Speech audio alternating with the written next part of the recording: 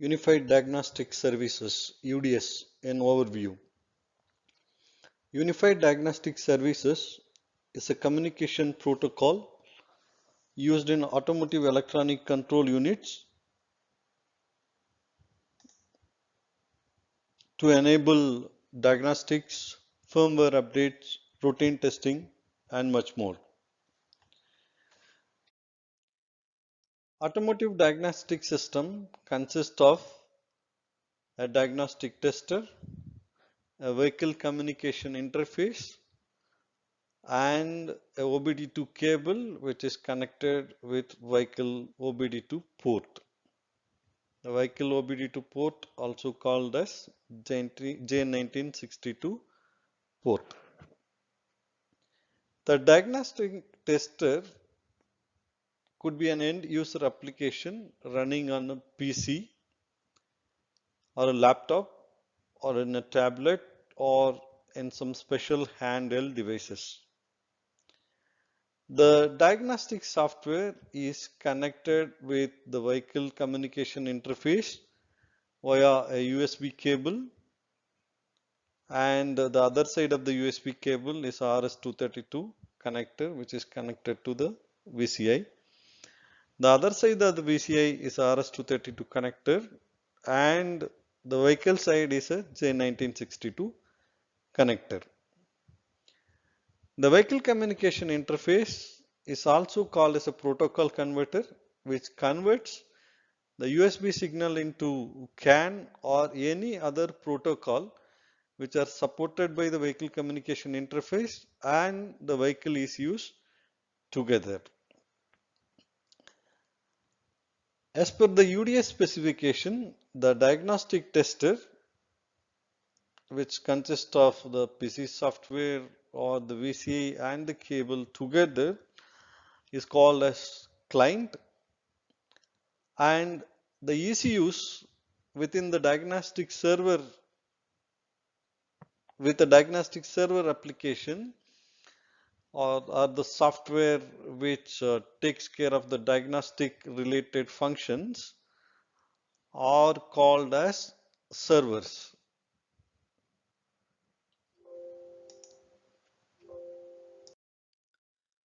Some commercially available diagnostic systems are shown here. These are act as a diagnostic clients as per UDS specification.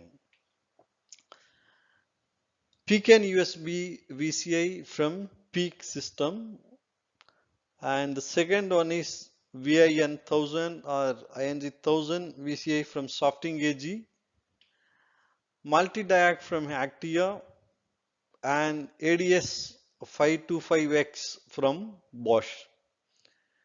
Generally, these diagnostic clients are developed by OEM and it's provided to their dealer vehicle service stations.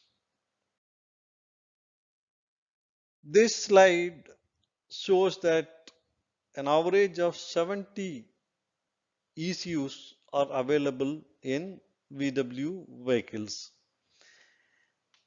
These ECUs can act as a diagnostic servers. As previously we understood, the diagnostic client is consist of the diagnostic software and the vehicle communication together. In the coming slide, we will be understanding what is the diagnostic server. So, within the vehicle, the ECUs are connected with the CAN network, and the CAN communication lines are extended to OBD2 port via diagnostic CAN. The ECUs can be connected in different topologies in the vehicle, but every ECU, every individual ECU can be accessed by the tester from this diagnostic port. As we discussed previously, every ECU inside the vehicle has assigned unique identifier as their address. That means every ECU inside the vehicle must be assigned with an unique ID. The same address can be also used, the physical address of these ECUs can be also used as diagnostic server address.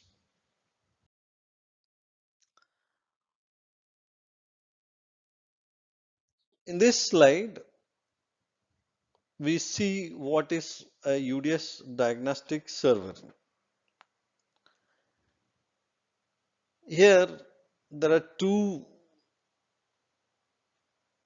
examples of ECUs which can act as diagnostic server.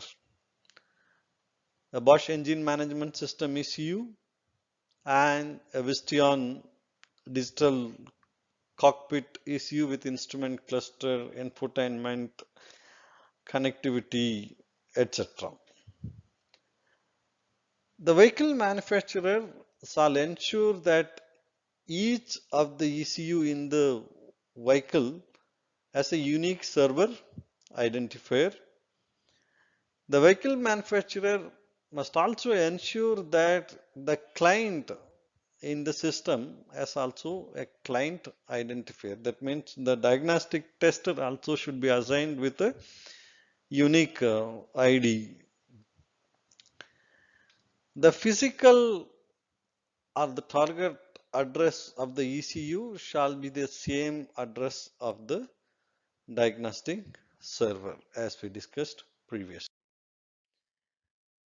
So in this slide, we try to present you or show what are the elements which forms the diagnostic server inside the ECU.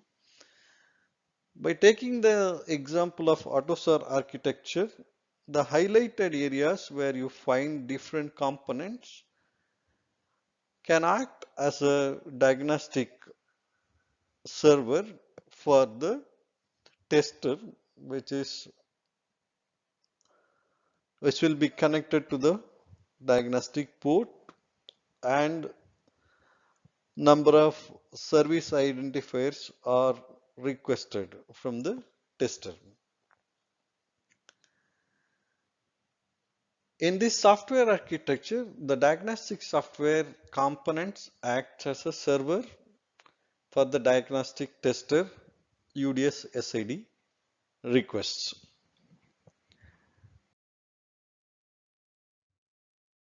So the diagnostic tester or the client request different services from ECU servers or the ECU diagnostic servers with the well-defined structured protocol called UDS or Unified Diagnostic Services. So as we discussed earlier, there is a client address assigned to each of the tester, and there should be a address for every ECU inside the vehicle. So the client can always address the ECU with two types of addressing mechanism. The one is called as physical addressing and the second one is called as functional addressing. When the tester uses the physical addressing mode, the physical addressing shall always be a dedicated message to a diagnostic server software which is implemented in a particular ECU. When a physical addressing is used, the communication is a point-to-point communication. That means the diagnostic tester is talking to a specific ECU in the vehicle. The next addressing mechanism of functional addressing is used by the client if it does not know the physical address of the server function that shall respond to a diagnostic service request, or if the server function is implemented as a distributed function in several ECUs, then the functional addressing method will be helpful to get the required data from each of the ECU or required functions in different ECU to perform actually.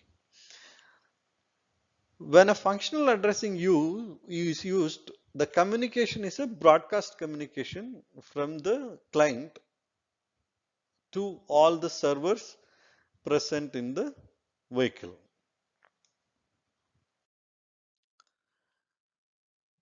So this is where you see that a single ECU is accessed through a physical address, and multiple ECUs can be accessed through a functional addressing mode.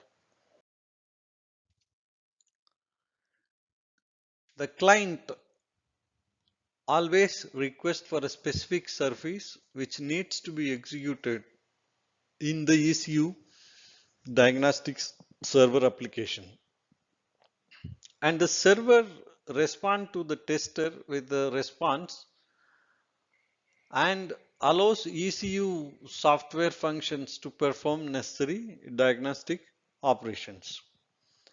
There are two direct responses are possible from the ECU: a positive response and a negative response. A positive response informs the client or the diagnostic tester that the server has the requested data, or the server or the ECU can perform requested operation from the tester.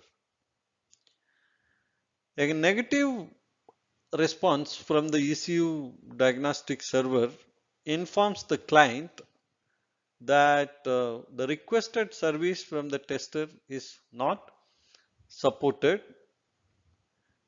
due to an invalid form of request, or some data length is not supported, and few more reasons are available why a negative response is sent by the ECU server. The diagnostic tester requests the ECU to perform diagnostic related software execution with a unique ID. These unique ID numbers are called as service identifiers or SIDs. It's a one signed, one byte unsigned integer value. There are 26 such unique requests can be sent by tester or the client to the vehicle ECU. Each unique request is called as service identifiers or SIDs.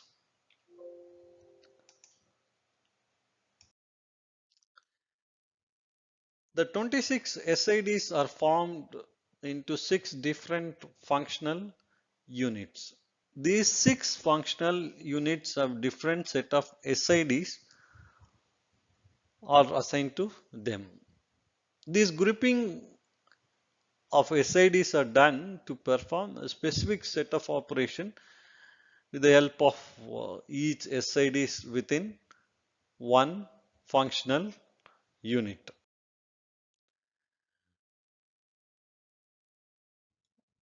The 6 SID functional units are Diagnostics and Communication Management, which has 10 SIDs within this group. Input Output Control has 1 SID. Store Data Transmission is 2 SIDs. And Data Transmission has 7 SIDs. And Remote Activation of Routine as 1 SID. Upload and Download as 5 SIDs.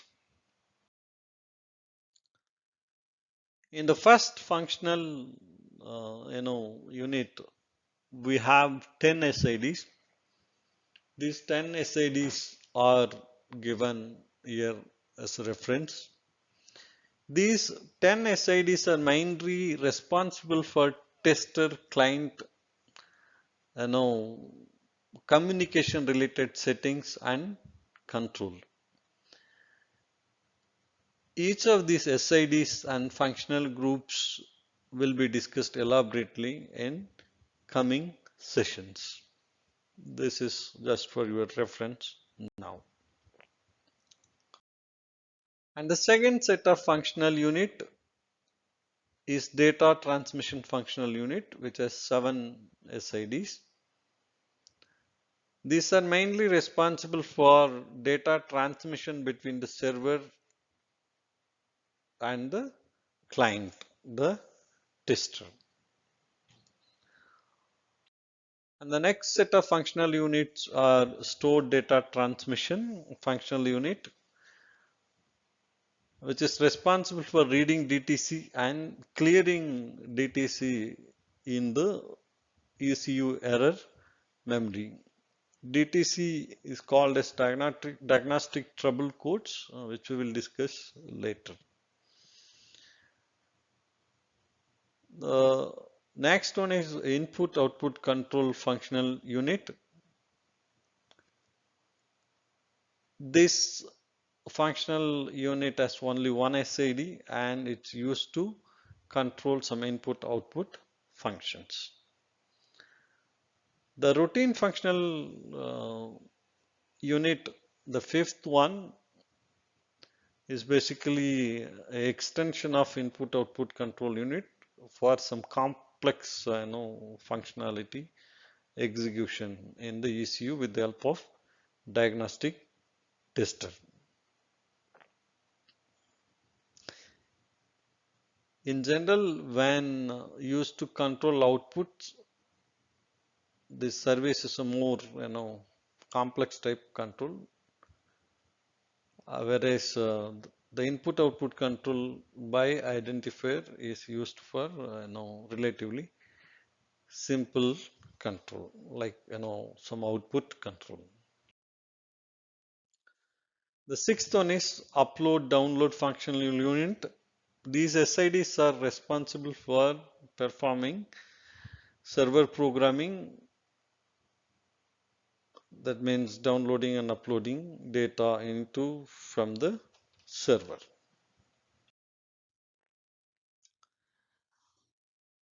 So far we have seen an overview about the UDS services, different grouping of UDS functional SIDs into functional units, and some basic understanding of each of the functional unit.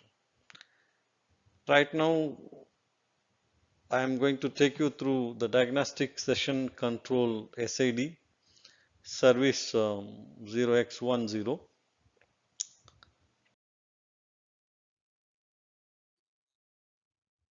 So before we getting into the details of 0x10 service ID, and before we getting into the actual request and response understandings, it is essential that we know few diagnostic basics which is happening in the ECU server, diagnostic server.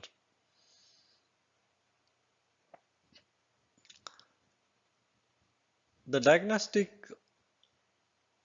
session control service 0x10 is used to enable different diagnostic sessions in the ECU.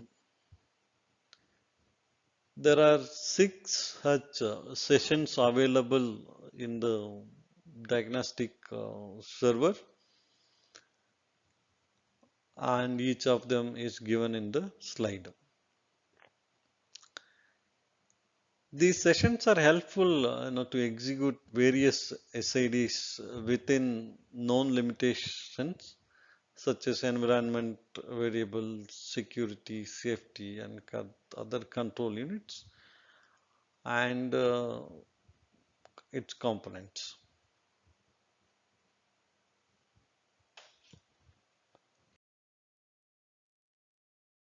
So the first session of diagnostic is the default diagnostic session.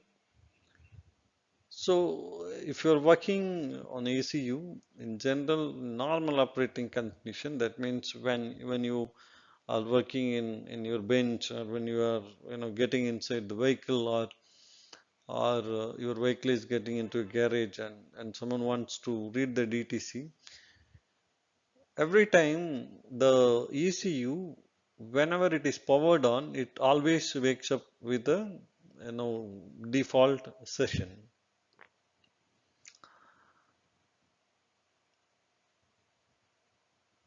So default session is the first session of the diagnostic session, and there are 5 other sessions: programming session, extended diagnostic session, safety system diagnostic session, vehicle manufacturer specific session, and system supplier specific session.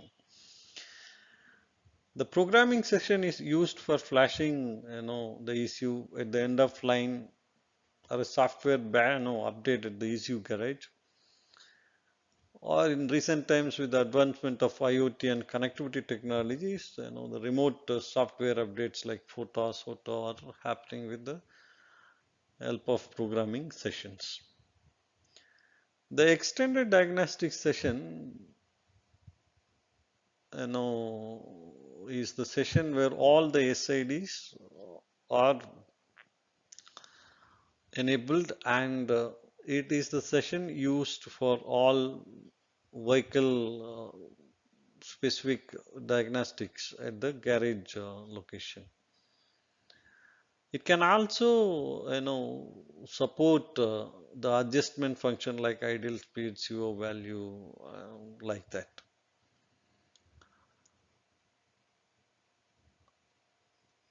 And the next safety system diagnostic session is, as the name suggests, it's specifically used in the safety related ECUs.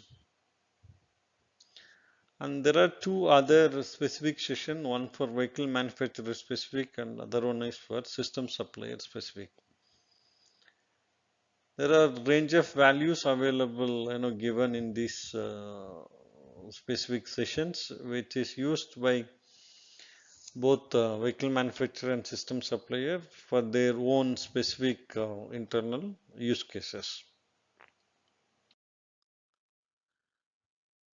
If we need to understand what are the different kind of SID supported by each of these sessions, similar to the functional unit grouping which we have seen in the previous slide, these sessions have a set of SIDs supported in the individual sessions.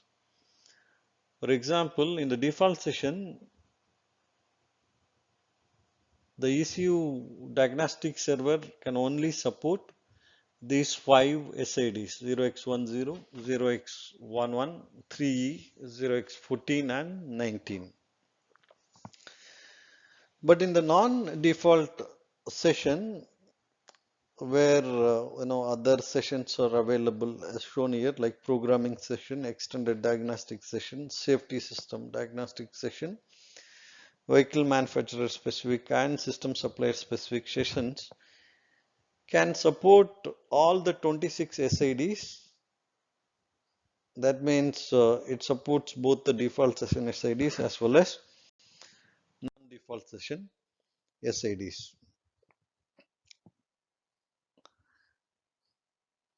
You can have look at the slide for a reference of different SIDs within the UDS spec. Since we had a basic understanding of diagnostic sessions, in this slide I'll give more insight to different diagnostic session states. So the default session is enabled or set when the ECU is powered on or the vehicle ignition is turned on Every time when the ignition is on, the ECU is set to default session. When the ECU is in the default session and the number 1 indicates that when the ECU is in the default session and the tester requests to start the default session externally,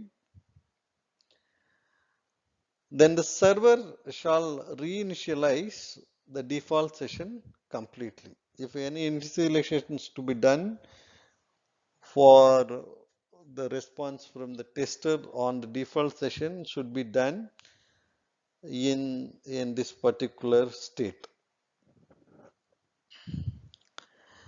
The ECU diagnostic server shall reset all the activated settings and control during this session. That means it does not include long-term changes programmed into non-volatile memories. For example, a delta speed increase in the idle speed or any other small adjustment which has gone into non-volatile or not cleared. But other than that, all other conditions or settings are reinitialized. The second default to other session request from the tester, that means a default session to these other programming sessions. This request is coming from the tester. When the server transition made from default session to any other session, then the server shall only stop that the event has been configured in the server during the default session. So that means you are in a default session and you want to go to programming session, and during the default session you might have initiated some actions and you are switching to a other session, a programming session. Then the decision of moving to the other session and stopping or continuing the previous session activities are decided by the ECU diagnostic server. That means it can stop all the default session activities and resume with the new session request. The number 3 indicates that the transition of session within the other session. That means transition of sessions within 020304, 40 and 60. So when the server transitions from any diagnostic session other than the default diagnostic session,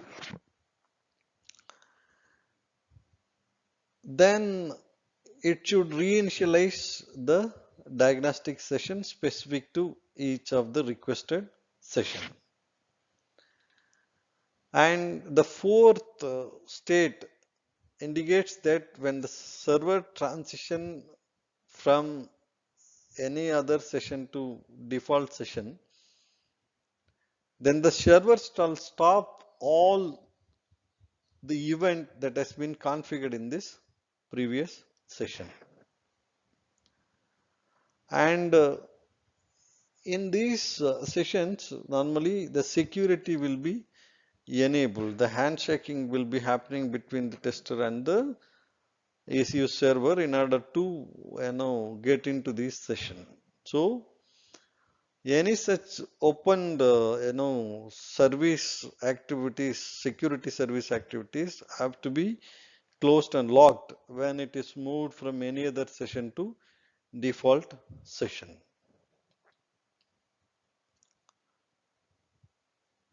And in addition to that, any other active diagnostic functionality which is performed in any other session while moving to default session, those such function needs to be terminated when the transition 4 happens.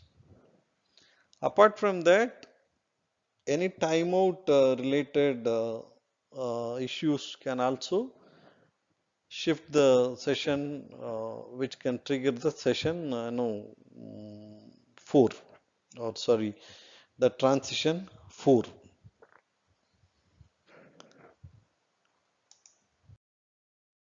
So now we have a basic understanding of the different sessions which are possible within the ECUs, and what are the different triggering conditions to move from one session to other session.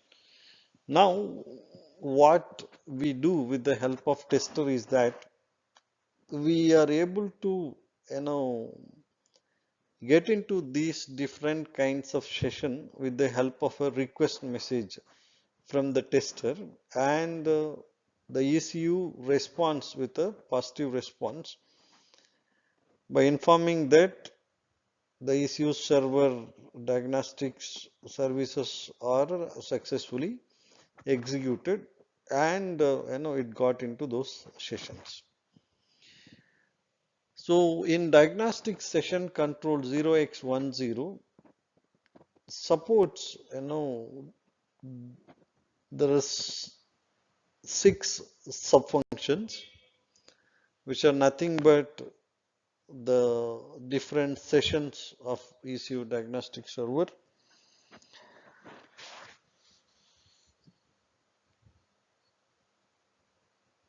With the help of this subfunction, the client can request the ECU diagnostic server to all possible diagnostic session. That means the tester or the client sends the SID request 0x10 diagnostic session control service request with the subfunction 0x01 to set the current session to default session. If you replace the subfunction 01 with 02 or 03 or 04 or 40 or 70 or any other diagnostic session with that particular ID, then it is possible to get into those sessions, which is requested by the diagnostic tester. So the request message starts with 0x10, which is nothing but diagnostic session control 0x10, and a subfunction ID where you can see start with 0x01 to 04 and 40 to 5F and 60 to 7E. So when the request is sent, then the ECU diagnostic server responds back to the diagnostic tester with a positive response, and the positive response value is 0x50. So there is a relation between the tester SID and the response which is received from the diagnostic server. So whenever you have a positive response, the server always adds a value of X value of 40 into the SID request. So that means if you receive a value of 50, that means it's a positive response, and whatever the session that have been asked from the diagnostic tester is successfully executed in the ECU. And the next response is the negative response from the ECU. So similar way, when you send a request of 0x10 to diagnostic tester, sorry, from the diagnostic tester to the ECU diagnostic server, along with the subfunction like different programming session which you want to enter using diagnostic session control ID 0x10, there could be a possibility that you will receive a negative response called 7F, followed by a code called NRC, negative response code, which indicates what kind of problem are faced, or what is the reason for negative response is given by the ECU. So the negative response code for the 0x10 service, the possible negative response codes are 0x12, the subfunction is not supported, and 0x13, incorrect message length or invalid format, and 0x22, conditions are not correct. This conditions not correct is a unique situation where it is expected that whenever you perform a diagnostic session in the vehicle, it is expected that the vehicle is not moving, or the engine should not be running. These are few environmental conditions that will impact your diagnostic session. So in those situations, we need to check whether we are meeting the condition right before getting into the diagnostic requests. So yeah, with this we have come to an end of session 1. We will be focusing on ECU reset service during the session 2. Hope this information is useful and your time is invested well. Thank you and see you again. Bye.